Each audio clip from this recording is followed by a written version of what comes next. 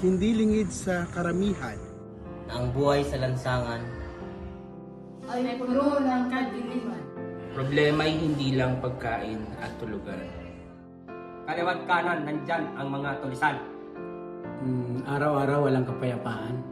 Sa bawat gising, Walang kasiguraduhan. Pag-asa'y malabong matagpuan. Kinabukasan ay isang malaking katanungan. Pero ang istorya ay hindi dito natatapos.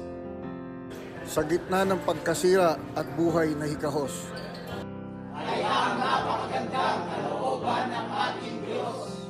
sa pamamagitan ng unang individual na sumunod sa kanyang utos.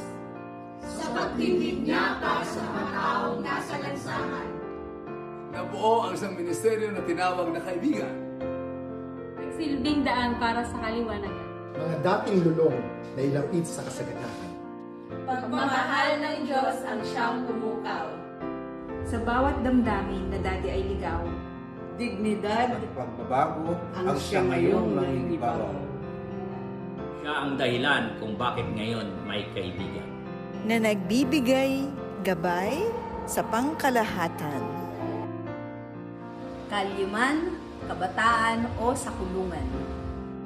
Dahil sa buhay niya, maraming puso ang nabuksan. Nakarinig ng katotohanan. At nakakamit ng buhay na walang hanggan.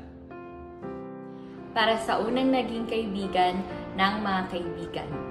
Ate Ruth Calianta. Ate Ruth Calianta.